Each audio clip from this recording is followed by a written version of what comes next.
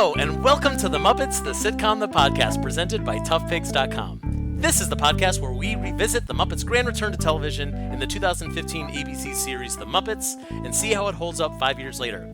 You can follow along with this series by revisiting The Muppets 2, now streaming on Disney+. I'm Joe Hennes, your host for today's show, and alongside me is our other host. Say hello, other host. It's me, the other host, Ryan Rowe from toughpigs.com. Yes, and for future episodes, you will be hearing us alternate hosting duties, but today we're here together because we're looking back at episode number 1, Pig Girls Don't Cry, in which Miss Piggy has a talk show, Kermit has a girlfriend, Fozzie Bear has a girlfriend, everyone's got new stuff. So let's talk about that episode. Everybody has girlfriends in this. Everyone's got a girlfriend, except probably most of the viewers who are watching The Muppets. Aw. Sorry, that was a little sad, wasn't it? Well, no, I'm just thinking because like Rizzo and Yolanda hook up in this also. We see them, and That's true. There's a moment there, and yeah. That's true. Later in the series, Gonzo finds true love. We'll get to that in a few weeks. Yes, that'll come later. Yep. So, but before we get into the episode, we're going to be asking all of our guests what their relationship to the show was, back when it aired in 2015. So, Ryan, what was your relationship to The Muppets, the sitcom, back when it originally aired? I was very excited about it. I should have looked back at the exact timeline based on our coverage of it, but I remember that it was announced that they were gonna have a new series that was gonna be more like an adult-oriented sitcom, and some people were freaking out about that a little bit. And I was just thinking, no, let's just wait and see. It'll probably, I don't think it's gonna be that adult. I don't think there's gonna be any R-rated sex scenes or anything in this Muppet series. And then that presentation pilot came out, which we will probably talk about in a future episode. And that seemed very promising, so that was exciting. And then the series premiered. I think we'll talk about this, but I think this is a really good first episode. So I was completely on board with it. As the series went on, not everyone was completely on board with it, as it progressed, and there were some flaws and some things that they tried to correct that maybe it was too late. But I watched every episode, obviously. I think I still like it more than most people, but yeah, that's pretty much it. What about you? I'm kind of similar. I remember I watched the test pilot. It had leaked to us pretty early on, and I got really excited based on that test pilot. Partially because The Office was was a big hit in Parks and Rec, and like that the mockumentary format was big, and it was definitely on its way out. But at the same time, we knew that it was the same as the Muppet Show and the variety show format. It didn't matter that it was on its way out. The Muppets were here to poke fun at it and to to kind of do it better than anyone else ever had. And the test pilot kind of reflected that a bit better than the series ended up. But it still gave me a lot of hope and optimism for what the show was going to be. And I especially like the fact that they were trying something new. They weren't just going back to the Muppet Theater, because at the time I felt like there's no way you can recapture that magic. Let the Muppets, they don't need to be hip and trendy, but let them be a little bit modern. Let them kind of find that new audience that isn't just based in nostalgia. I was really hopeful that this would turn into something really great. I think the first couple of episodes I remember watching and really, really enjoying. Yeah.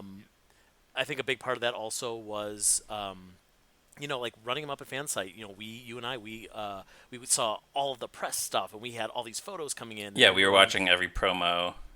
Yeah, exactly. So we were really drowning in Muppets promotion, and not to say that we quote unquote fell for it, but I think I did buy into this is a good new exciting show.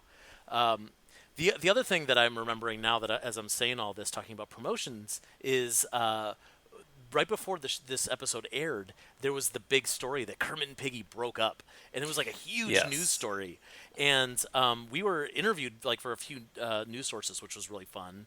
We got to be kind of part of the Muppets universe in a weird, tertiary way.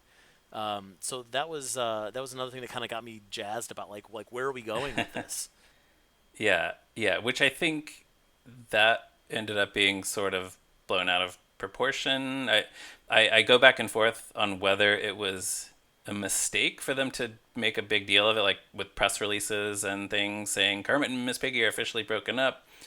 I guess it was good to get eyeballs on the show because it made people pay attention to the show, but I don't know. It may have sort of put a bad taste in people's mouths from the very beginning. Yeah, I could see that, especially, people already have such a negative view of Miss Piggy, and I will say, as we're about to go through this episode, that this episode does not help Right. with that negative view. But Kermit and Piggy breaking up, it's a negative thing, and then they're going onto like talk shows and stuff, and like they're angry. Like we're actually setting up the series on a real dour note, and I think we maybe would have done it to help to just to see are we gonna see the drama and see everyone kind of come together in the end. And eventually, I think we were going to get there a little bit with this series, but we got a long way to go. Yeah. And there's a lot of again just negative emotions tied to it. But I will say, considering the promotional push, I've said this many times, but when the 2011 Muppets movie, also called The Muppets, super confusing, Yes. when the movie came out, the story basically was the Muppets are back. There was a reason that people needed to go to the theater and they needed to tune in. The problem with Muppets Most Wanted, which I would argue is probably a superior movie, and I It think is it's a a better fantastic movie and a movie. better Muppet movie, yes. Yeah, yeah, for sure. And but the problem was they didn't find that reason for people to go to the theater to watch this thing. So most people missed out on it. With the show, I feel like they needed to find something to get people excited, and this was the thing that they landed on. And Right. honestly, it worked. Like people were talking about it. It got So people talking about it. I think the thing about the 2011 movie, a lot of it was hung on people our age and older, the nostalgia of like, remember the Muppets and how much you loved them when you were a kid. So that's kind of what interested people in the Muppets in 2011. And then Muppets Most Wanted was just like, here's a really good, really funny Muppet movie, which apparently wasn't enough to get people in the theaters. And then this one is like, oh, so here's the Muppets trying something new. And people watched a few episodes of it and kind of went, oh, no, no, no. We don't want to, we just want to think of the Muppets as a nostalgia. Like, why are they doing something new? Why don't they just do what we remember them doing from when we were kids? and I think that you also landed on it just a second ago when you said that people they have this you know uh, feeling of watching it as a kid, and like they're tuning into this, and like there's some adult themes, not like nothing pornographic, but like there's a couple of like swear adjacent words, and there's some sexual adjacent innuendo, and There are a very few times when I thought they went too far, but yeah, mostly I think it's within acceptable limits for the Muppets.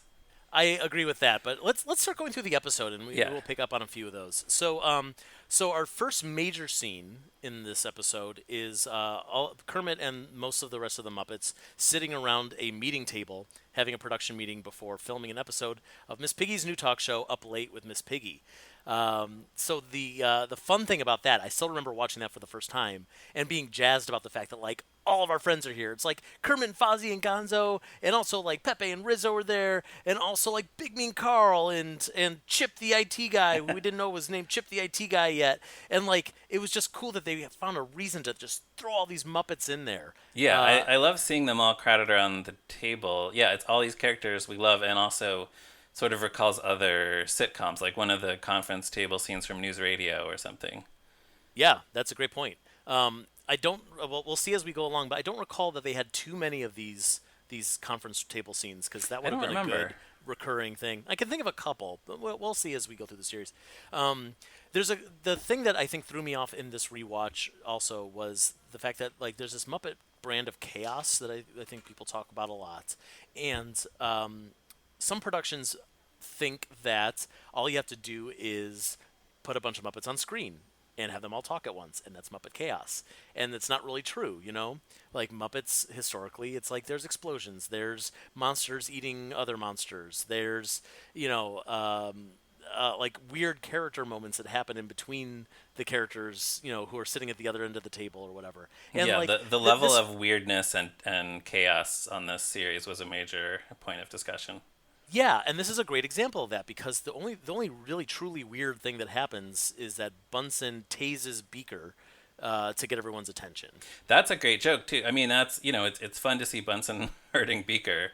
He Yeah, does it to get everyone's attention. He tases Beaker, and Beaker goes me, and everyone looks over to see what's happening. And then Kermit sort of looks startled and says, "Is that safe?" And Bunsen says, "Of course, I'm wearing protective gloves." That's a very solid Muppet Show style joke. yeah, it's very Bunsen in character. Yes, exactly. Yeah, and especially I think it's important to point out that Dave Goelz has a couple of great scenes in this scene, great moments in this scene, and he's the one guy who was around.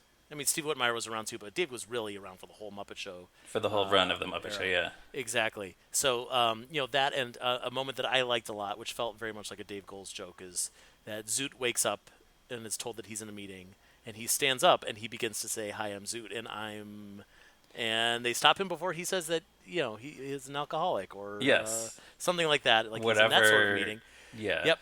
So yeah, Whatever that's the meeting kind he of thing thinks where of. like that's a pretty decent joke for adults, and it's the kind of joke that it will go over a kid's head, which is a good thing. Exactly, exactly. It's innuendo, and it's a funny joke, and yeah, it's harmless. Yeah. And the thing I think that stands out most to me in this scene is the fact that we're already getting a glimpse that everyone is they're not. This isn't like the Muppet Show where they were just characters filling the backstage. Everyone actually has a role and a job. So the Electric Mayhem, we find out here that they're the house band, Right. and they're still learning the rules of how to be a house band. Right. And Sam the Eagle is the network censor, and he tells Kermit that the words that they have to cut from the next script are crotchety, twiddle, and gesticulate. Gesticulate, yes. Yeah. And yeah, I just kind of like that. It gives everyone a purpose, and also, if you've ever been on a TV set, then you know that there are a ton of people there. There's more people than Muppets, and like it's not that hard to just kind of say like, okay, you're the grip, and you're the makeup guy, and you're the IT guy, and everyone has more than enough to do. Right, and I remember we were all very excited when they first started, when the details of this series first started coming out, and it was like, oh, Gonzo and Pepe and Rizzo are the writers, and Sam is the censor, and that, yeah, it was like, oh wow, this is so perfect. Like we love hearing that all these characters are going to have something to do on the show. Yeah, and it does give them a little bit of some moments. Like gives them a reason to have dialogue, especially because as a talk show, there's not many reasons to get these characters on stage for sketches and stuff. Right, that's becomes an issue where Yeah, they should have found a way sooner to get the characters to be performing for the studio audience. yeah. And this scene also has one of the few mentions of the documentary crew, which is technically us, I guess. I guess we were watching the documentary. Yeah, I guess that makes sense. But yeah, this is a great moment that was in the test pilot, and it was here too. It was maybe a highlight of the test pilot that Kermit says there's a documentary crew. Gonzo has a talking head saying, "I hate those things because they always cut to." I'm not quoting, obviously. They're always cutting to the talking head, and they say one thing, and they cut back to the action. They say something completely different. I hate that. They cut back to Gonzo, and I love that. Yeah. So I thought that was going to be the kind of thing where like they were going to be constantly poking fun of the mockumentary format, and this is really the only time they do that. Yeah, maybe there's only so many things you can do to poke fun at the mockumentary format. But I think suppose. at this point in the first episode, they just maybe felt like they should explain why that was happening. Yeah. And of course, the fan theory is that Walter is the one filming the documentary, which is why we Yes. never see him in the No, show. yeah, I like that. I like that too, and hopefully we'll be able to get Peter Linz on the record of saying that yes, Yes, yes. it was Walter. Um, He's just did gonna make the call. Yeah. did Parks and Recreation ever explain why there was a camera crew? Because I know Modern No. Family didn't. Like Modern Family No. just sort of pretended that it wasn't actually documentary style. The Office did, but yeah, Right. I Parks and guess Rec didn't. They never explained it. yeah, you don't really need that. Yeah, but then also like the big show that's going on right now that uses that format is What We Do in the Shadows, and they do reference the crew every so often, which is fun because you forget, and then they Yeah. remind you that there's humans there. Yeah. So in our next scene, we have Piggy coming out of her dressing room with her makeup people. She tells Kermit she's got a few demands, including that she doesn't want the janitor looking through her garbage, so please put some generic trash on top of her real trash. Yes. And she doesn't like the smell of lilacs. And Kermit makes a note: talk to God about lilacs. Right. And she doesn't want Elizabeth Banks to be on her show, which is a shame because Elizabeth Banks is delightful. What does Miss Piggy have against Elizabeth Banks? I don't know, but we do find out in a later scene that Piggy auditioned for a role in the Hunger Games, and we thought that might be the reason.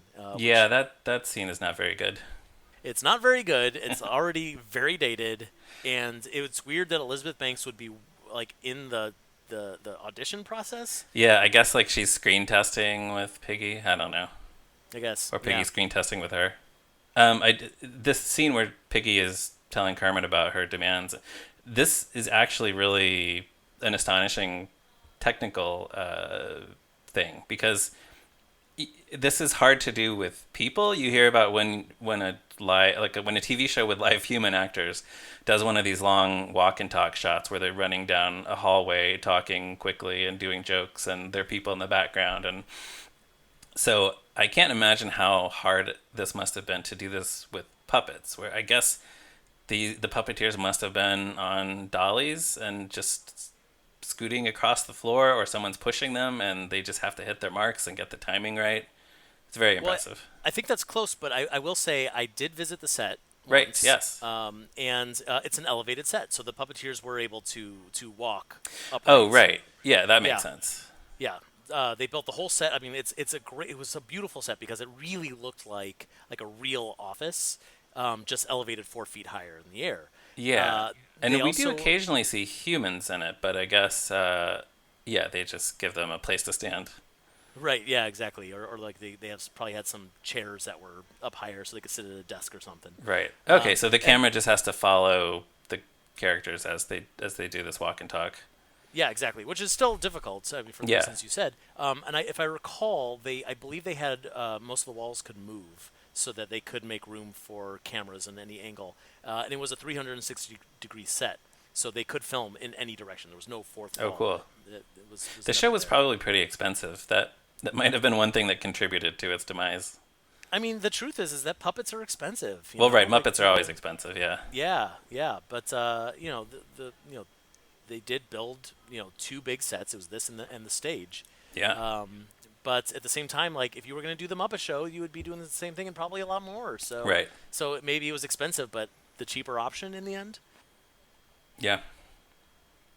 So soon after this, Kermit drops one of his classic catchphrase swear words, and he says, "My life is a bacon-wrapped hell on earth." This was in every commercial, every promo for the show. We heard that line a lot. That's right. And then Sam, of course, comes in as the censor and says, "Can't say hell." Sam passes by in the back of the frame, which is like that makes the joke twice as funny. Yes, I agree. It still is a little weird to hear Kermit say hell. I think not because he's swearing. I think it's okay for Kermit to get upset, but because it's not coming from a place of anger or frustration. It's coming from a place of like depression. Yeah, yeah. I think it would be stranger to hear Kermit say something like "What the hell," but "hell Yeah. on earth" somehow. I don't know. That sounds more like the biblical hell. Yeah, no, that's a good point. But he still cannot say it, and Sam was probably speaking on behalf of many of the parents who were watching. Yeah. Who do So not- that was a whole thing. yeah, people who don't want to hear Kermit say 4-letter words Right. like frog. Sorry, How dare sorry, you? everybody. We're gonna have to put one of those adult ratings on this podcast episode now. If only they knew that when he was on the Tonight Show in the 70s, he said cockatoo and curb feeler. Curb feeler. A great scene. Everyone should go watch Kermit hosting the Tonight Show in the 70s. Yes. Which is also, by the way, a focus of one episode of Ryan's other podcast by toughpigs.com, Moving Right Along. So you should watch the special and then go listen to that podcast episode. Yeah, who was the guest on that episode? I think it was me. It was you. Yes, it was you. It was me. It's hard to remember after all these years. Because we've had so many conversations about Kermit on the Tonight Show just in real life. That's true. That is very true. Yeah. Tom Bergeron is in a scene coming up because Kermit feels like he's got to not use Elizabeth Banks and replace her with another celebrity. And Tom Bergeron is always down to work with Right. the So Muppets. the idea here is that Scooter went to the set of Dancing with the Stars and asked Tom Bergeron if he would do it, which to Kermit's dismay, because as Kermit says, you went to a room full of stars and you bring back Tom Bergeron. That's a good joke. It is good, yes. Also, that's a side of Kermit we don't see very often. Like Kermit is kind of insulting to a celebrity, and I love it. Yeah, yeah, me too. He Yeah. was he was meaner on the Muppet Show than I think people remember. So You are this 100% is what we're correct. seeing. Yeah. Some of the programs where Tom Bergeron has crossed over with the Muppets include Dancing with the Stars, America's Funniest Home Videos, Yeah. the Jerry Lewis MDA Labor Day Telethon. He appeared on Sesame Street, and he inducted Jim Henson as a Disney legend. Ah. So that's just some of the credits. There are more than that. You can go look at Tom Bergeron's Muppet Wiki page to read all about it. But Yeah. yeah, he loves working with the Muppets. He'll never say no, which is I like Tom Bergeron a lot. it's the kind of guy where like I'll read about him or I'll see a picture and I'll be like, that guy really, and then I'll see him in something like this and be like, oh no, he's funny, he's charming, he's game. Like I got nothing against Tom Bergeron. Yes. Well, I have never watched Dancing with the Stars regularly myself, but my wife watches it, and my wife Stacy, Tough Pigs contributor and frequent guest of Moving Right Along, and yeah, he just kind of brightens up the whole thing. Well, he did. He has since been fired from that show, which is very sad. What a shame. Who's the host Yeah. now? Tyra Banks, who I don't That's an think is as interesting choice. funny as Tom Bergeron. Yeah. It could have been Elizabeth Banks, the It guest could have been. Wow. of this episode. So, as we previously mentioned, one of the subplots of this episode is that Fozzie Bear has a girlfriend. Fozzie Bear, who has never, I mean, I guess he's kind of flirted with the idea of finding women attractive before, but Yes. this is the first time he's ever been romantically involved with anyone. But he has a girlfriend. She is played by Rikki Lindholm, who is delightful. She is. There's also a scene leading into that, which is another great technical shot of Fozzie driving a car, and it appears that the car is actually being driven on the freeway. Oh, good call. Thank you for pointing that out. Yeah, I love that. That's great. And it's also, as you mentioned to me before we taped this episode, it's got another one of those classic lines, which I'm assuming that you know by heart because I just kind of wrote it down, not verbatim. That about Fozzie's dating profile. Yes. When your dating profile says passionate bear looking for love, you get a lot of wrong responses. Well, not wrong, just wrong for me. It's funny because I feel like the timing of the joke gets ruined with the second half, but it makes Fozzie, first of all, not look homophobic, and which is important. Well, And we don't also, want Fozzie to look homophobic. We definitely don't want him to look homophobic, but also like it's this sheepishness of Fozzie that is important to his character. I'm just like, well, not for me. Yeah. That's Yeah. not my Fozzie Bear impression. I like- I apologize.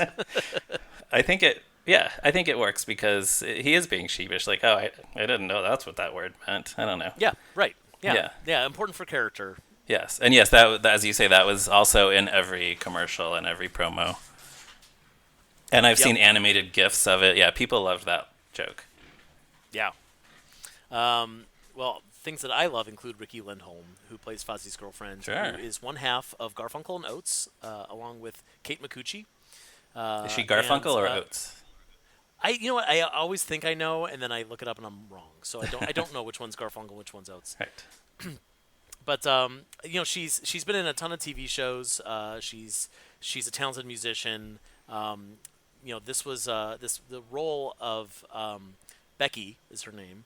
Was played by another actress whose name is, I'm talking slowly because I'm looking it up. Oh yeah. Her name is Margot Harshman. We'll be talking about her another time. So Becky is. Apparently, they've been dating for a bit. Like this isn't new. This isn't Fozzie's first date with this girl, because he's already meeting her parents. This is when he's going to meet her parents. Yeah. Yeah. And then the whole sequence is a metaphor for racism. Who knew that was going to be in a Muppet TV show? Well, yeah. No, I'm trying to think if they've really. I don't know. There've been moments in Muppet history where they like humans refer scornfully to like the frog or the pig or. But here's the thing: is that's more like we're talking about how weird it is that we're in a room full of animals. This is like specifically the dad, played by Jer Burns. Character's name is Carl. Yeah. Carl is saying some pretty hurtful things in Fozzie's eyes about being a bear, and like the mother and the daughter are both kind of being like, no, don't say it, don't say that, and he's just kind of acting exactly like someone whose daughter is dating someone of a different race, and he does not approve. Right. Like it's all in the tone. Yeah. So you think it's a little bit too harsh? I think it was way too harsh. I do get the joke. I mean, here's the thing: if this was a different show with a different franchise, like maybe it would be amusing because there are racist people out there, and let's make fun of them because racism sucks, Right. and racist people suck. But this is a Muppet show, and I don't know if I really want to see Fozzie being this kind of victim, especially like being a victim of something that he has no control over. Because usually Fozzie is the victim of his bad comedy, but like Right. that's his choice to be a comedian. It's his passion, and he knows that. Like, I mean, any comedian knows you're gonna have bad nights, you're gonna have bad sets, you're gonna have bad audiences, you're gonna have hecklers, and you just keep with it until you succeed. And Fozzie just has never succeeded. Yeah. Well, it's interesting that you mention it in the context of him being a comedian because I think this is one of those things where I like that they're trying to do something different with the character, something we haven't seen before. And I think it also, I like it because of how passionate Becky is about defending him. And, she's saying like he's nice, he's funny, he's obviously very handsome. So yeah, I think to me, it's funny without being uncomfortable. That's fair. That's fair. By the way, Carl is played by Jer Burns, who is a veteran TV actor. He's been in a ton of both dramas and comedies, which I find interesting. Yeah. My favorite role of his, he was a regular on Angie Tribeca. Yes. Excuse me, Angie Tribeca. Yes. I only ever see him in that role in my mind. Right. Apparently, he's also on Justified and Breaking Bad and Burn Notice and a bunch of other things. The mom, whose character's name is Holly, she is played by Megan Faye, who is also a TV veteran. She's been on shows like Roseanne and Mad About You and Seinfeld and Big Bang Theory and stuff like that. She was also in Dirty Rotten Scoundrels, directed by Frank Oz. Oh, wow. And she was in the Creature Shop film The Country Bears, which I've never seen. Wow. That's probably on Disney Plus. It is definitely on Disney Plus because it's sitting in my queue, and I'll probably never watch it. It is. We'll see. I will not say it's good, but I should say I will say that you should watch it. Okay, well, I watch a lot of bad movies, so I'm sure I'll get to it soon. You probably already know about the scene with Christopher Walken and the model of Country Bear Hall, right? I don't think I do. Oh, okay. If I do, I've forgotten it. Okay, I will not tell you anything else then. We'll do a whole podcast episode about Country Bears. Sure. After I watch it, let's do that. Yeah, it's relevant. Yeah, no one will listen to it, but sure, let's talk about it and record it. Who cares? Yeah. So earlier we were talking about the characters all having a role on the show. We do see Gonzo, Pepe, and Rizzo pitching one of their script ideas in the next scene. For Tom Bergeron. Yes, for Tom Bergeron, and it's Dancing with the Czars, including Catherine the Great, dancer, and Ivan the Terrible, dancer, which is hysterical. Yes. And Rizzo and Pepe both come in costumes and they dance around, and that's the whole sketch. It feels very much like a 30 Rock sketch that they're pitching something stupid that we'd never actually get to see. So I appreciate that on that level.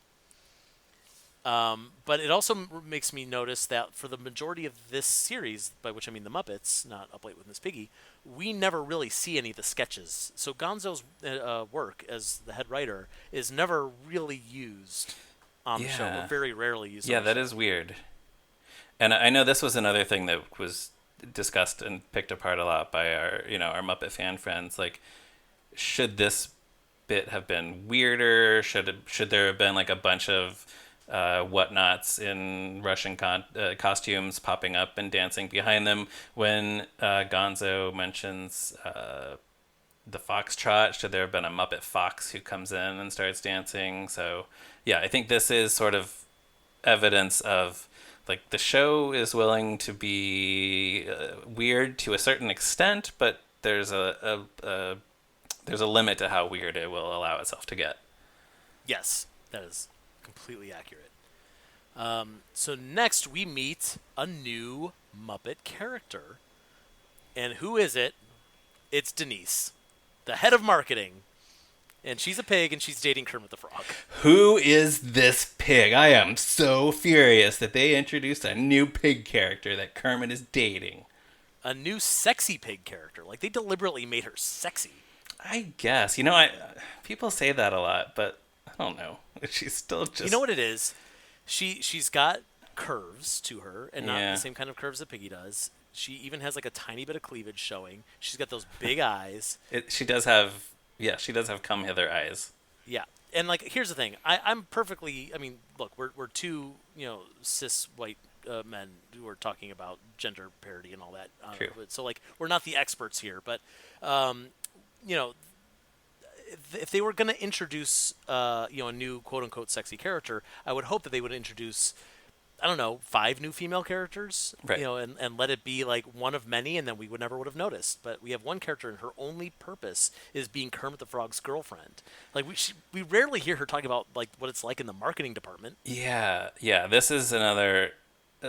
Like starting out, I thought that people were really overreacting. I mean, people did really overreact to the existence of this character. And you wrote a very funny Tough Pigs article about like who is she? Is she gonna ruin the Muppets? Is she gonna destroy the world? I don't know. Just like the exaggerated reaction that people had to the announcement that Kermit was gonna have a new pig girlfriend. If that's the same article I'm thinking of that I wrote, it was all we knew about her was there was like literally a 2-second shot of her sitting on the back of a golf cart going past the Right. screen. This was before the series had aired, before any episodes had aired. It was just the press releases and stuff saying Kermit's Yes. going to be dating a pig called Denise. That was it, and people Yeah. were So freaked out. yeah, we knew nothing about her, and I think that was the funny part about it. And we still like, I mean, we'll see through the rest of the series as we rewatch it, but I don't think we really Yes. find out much about her at all. No, I gave them the benefit of the doubt, and then they did not follow through. Yeah. All right. So moving right along, we have Elizabeth Banks shows up, despite the fact that Kermit wanted to cancel her appearance on the show. And first of all, there's a scene where she walks in. They're having another meeting, and we see the chef who is apparently working craft services. He hands her. He has a tray full of what looks like fruit punch, but each one has a pickle in it. Oh yeah, And I thought that was a really nice. Like, we don't really have time for like a whole scene with the Swedish chef, right. but this is exactly what he would be doing Yes, as yes, craft services. I thought that was a really nice background gag. yes. That is good. But in any case, next we get my favorite scene in this episode, which is Scooter trying to distract her by taking her on a little tour of the lot. Right. He puts her in the golf cart, and they're driving around. And long story short, he and Elizabeth Banks get into a little fight because she realizes that he's just trying to distract her, and she tosses him off the golf cart, and he falls to the ground, which is a We little like we a little see shocking at Scooter's first. entire body fall on the ground from the golf cart. Yeah, and then she's driving away, and then a second later, Scooter comes out of nowhere. He says, "I'm back!" I'm and back. he starts wrestling her again, and then she tosses him off the golf cart one more time. It's one of those things where, like, I don't know exactly how the puppetry worked. I can kind of guess. It gives Scooter some interesting action, and we're going to see a lot more of Scooter, being more of a three-dimensional character throughout the next few episodes. And I don't know. I just thought it was like weird and fun, and like it wasn't the Muppet Show. It wasn't the kind of thing they do there. But like, let's having a little bit of antagonism between a guest star and a Muppet. It really is Muppet Show. Yeah, I don't mind the antagonism, and again, this is a very technically cool shot. That this golf cart is moving for this entire shot. It's a long shot, and we see Scooter getting thrown off it. Scooter seems to get angry really quickly.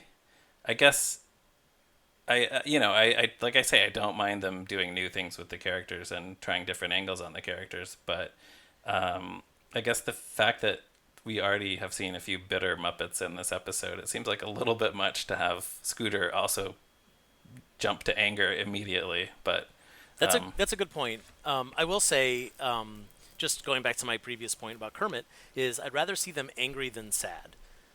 So I'm yes, okay with angry Scooter, but as long as that's not his default. yeah, yeah, no, it's fine. And I do like when she says that she knows about Hollywood, and she says, "I'm an actor," and he says, "Then act like you're interested in the tour I'm giving you." Snarky Scooter, snarky. Yeah, that's funny. So in our next scene, we do get our next set of celebrities. It is the band Imagine Dragons. As Janice points out, did you know that the original name for Imagine Dragons was Imagine Dragons? And the Floyd Did you know says, that? "I thought that was their name." I Yeah, know they they kept kept it. it. Yeah, Yeah, that's yeah. I great ruined the because joke just now, but yes. that's great because a lot of people probably had no idea who Imagine Dragons are. People watching at home, so it tells you who they are while also being a joke. Yeah, well, and they don't really get much of a spotlight. Later on in the episode, No, not really. they sing their song "Roots," but they kind of do it over the credits. They only get like one or two lines in there. This is not like a Muppet Show guest where they No. have like a whole like they get to do fun things and they're interacting with different characters. At one point, one of the band members asks Animal if he wants to come on the road with them. Floyd says Animal does not do road trips with road tours rather. Animal says, "Too many women, too many towns." A joke that feels like it's in the wrong order. That is true. Shouldn't he have said too many towns, too many women? That's a really good point. And it's also weird to see like this is the evolution of like the animal that shouts after and chases after women. Like this is not just because he's a beast; it's because he's like a rock star, and that's what they do. Yeah, I guess it's a little.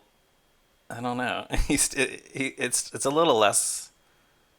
I guess it's a little more acceptable to have him do a line like that than to actually have him physically chasing women around. I completely agree. Yeah, it's very true. There's a nice little moment coming up here where Uncle Deadly kind of walks up behind Kermit and starts lint rolling him, and then Kermit reminds him that he's lint rolling his skin. And Skin. it hurts. Yeah. And then Uncle Deadly lets go of the lint roller, and it's still stuck to Kermit's arm, which I thought was very funny. Yes, which is really the only thing Uncle Deadly gets to do in this episode, although he becomes the breakout character sensation of this whole series. Yeah, get ready for that. Yeah. I'm very excited to see a lot more weird Uncle Deadly stuff. Yeah. Oh, there's also we can spot New Zealand in the background in one of these shots around this time. He's wearing just like a plaid button-down shirt, which makes me think that Bill Prady, I don't know, is he credited as the creator of this or the developer? He's definitely credited as one of the writers. Okay, He but must yeah, be one of the producers as well. I just have that in front of me. Bill Prady, who had worked on some Muppet projects back in the 80s, who had since created The Big Bang Theory, a show I don't like at all. So I was sort of cautiously optimistic about whether he would be good for this show. I remember him giving interviews around the time it premiered, where he's actually said that they were going to try to avoid doing the really wacky, silly things from past Muppet stuff, and New Zealand was one of the examples he gave. He's like, on the Muppet Show there was New Zealand who threw boomerang fish, but we're not going to do stuff like that. So in this scene, New Zealand is an extra in the background. He is actually holding a fish, but he's not wearing his funny clown-like costume, and he does not throw the fish. He just holds it while wearing a sensible plaid shirt. It's such a weird misunderstanding of the characters, you know? And like, what's the point of New Zealand, like having him at all, if you're not gonna have him do some wacky stuff? Right, He doesn't and have to that be throwing boomerang fish, but like, come on. right, his presence in the background almost feels like like the puppeteers or somebody's little form of rebellion. Like, all right, we're gonna sneak him in here. He's not gonna throw anything, but we're gonna sneak him in the background. Surprise New Zealand. I like Right. it. Stealth New Zealand. So next week we find out why Piggy hates Elizabeth Banks, because they had a really dramatic breakup that happened to be next to an Elizabeth Banks poster, which I'm not sure is really a good enough reason to hate a human being who wasn't even present. But there you have it. the breakup scene felt a little too real. Like it was a little too like this is a real breakup, and like that's good and bad. I think. I mean, we just like we said, we just got off this big promotional thing for the show where Right. Kermit and Piggy are broken up, and this is like we're supposed to be considering this a real relationship. That's what the show is asking us to do, and so a real relationship needs to have real stakes, and this is what the stakes are. But it wasn't fun. It wasn't funny. It wasn't something that we've seen before from Kermit and Piggy. Right. So I'm not sure it would necessarily fit with this with a Muppet program. Yeah, it's interesting. I guess it kind of depends on what you think of their relationship and what it should be and what it can be. They've had these little moments. I guess they don't usually. They're very fleeting, like in the movies, in the Great Muppet Caper when they have. Although the duck pond argument has a lot of laughs in it, and then there's a few seconds of like genuine emotion, and then they move on to a song. Or in the Muppets Take Manhattan, in the Central Park argument where they yell at each other, and it's funny, and then there's a few seconds of emotion, and then they then they do a song. So, yeah, I guess this is the first time that they really lingered on such a dramatic relationship moment for Kermit and Piggy. I think I like it. I guess I'm glad they didn't do too many more scenes like this between the two of them, but it's interesting. Again, I'm very much in favor of the Muppets trying different things and new things, even if it doesn't always work. Yeah, I agree with that last part that you said. I don't think that this one necessarily worked for me, but I do agree that I do like that they are trying things, and sometimes you gotta throw a lot of stuff at the wall. And also, I think the performances are really good. Steve Yes. Whitmire and Eric Jacobson are really, really going for it, and I actually feel sad for Kermit and Piggy when I watch this scene. So I think Now, they did does it something make right. it better? Does it make it better or worse that you didn't even know that they were dating before this?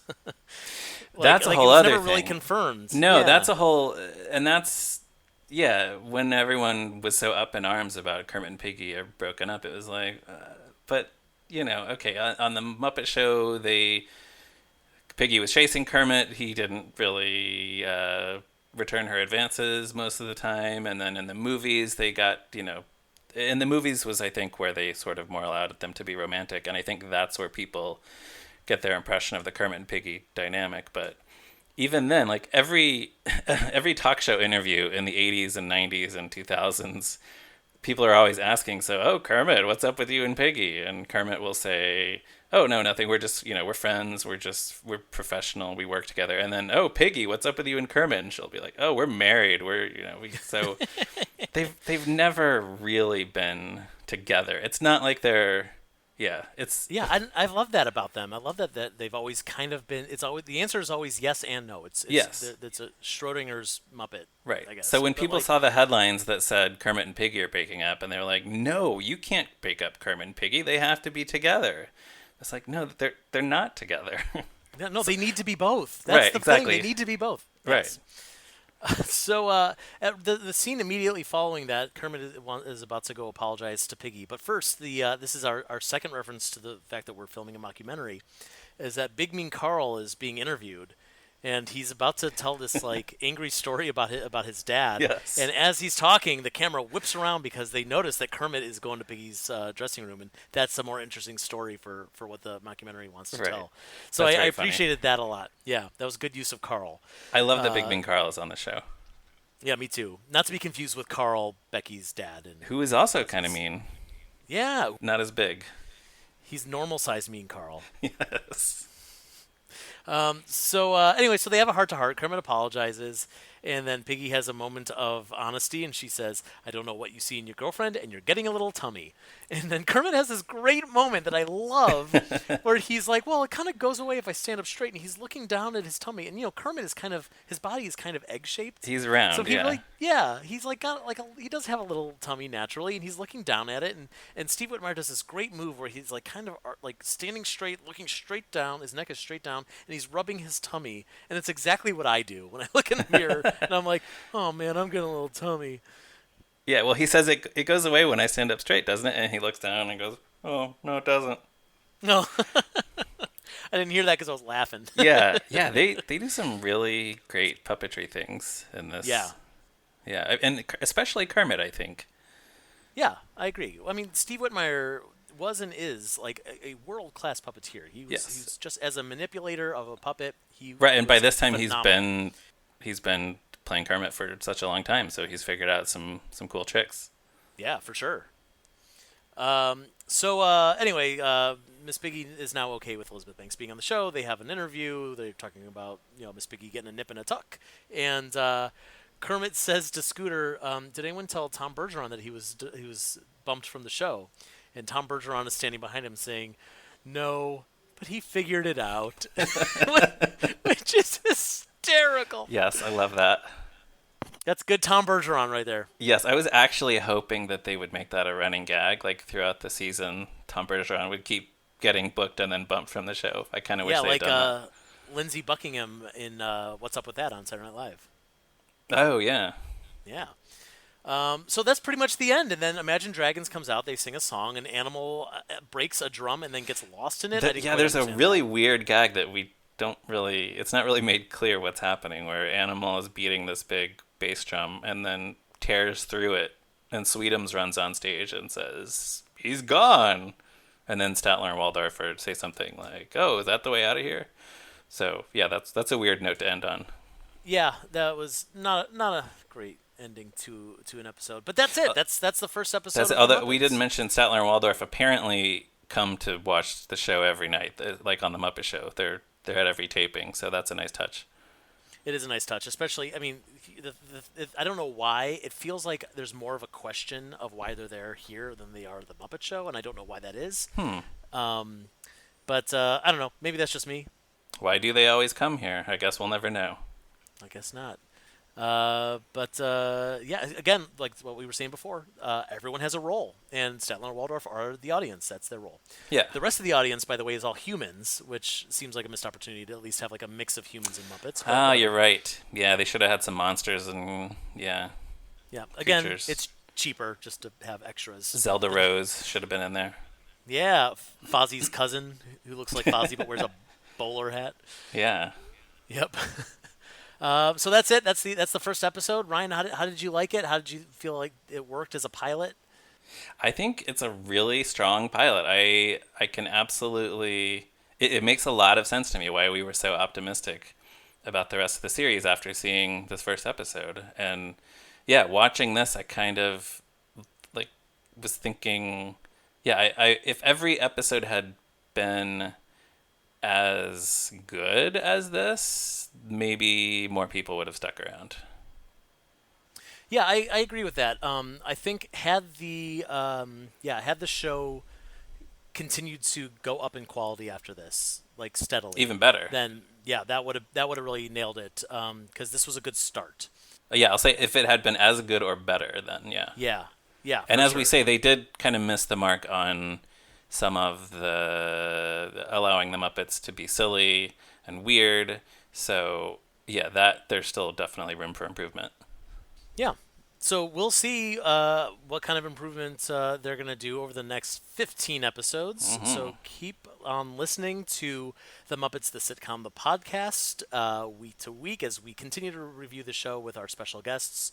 My name is Joe Hennes. You can follow me on Twitter at Joe Hennes. Where can people find you on the online, Ryan? I am on Twitter at me Ryan Rowe. Great. And you can read more by both of us, and as well as the rest of the Tough Pig staff, on social media at Tough Pigs. That is Tough Pigs on Twitter and Instagram and Facebook and wherever else you can think to find us. Everywhere. You can also go back and read the reviews that we wrote of each episode 5 years ago. I think you and I maybe both reviewed this one.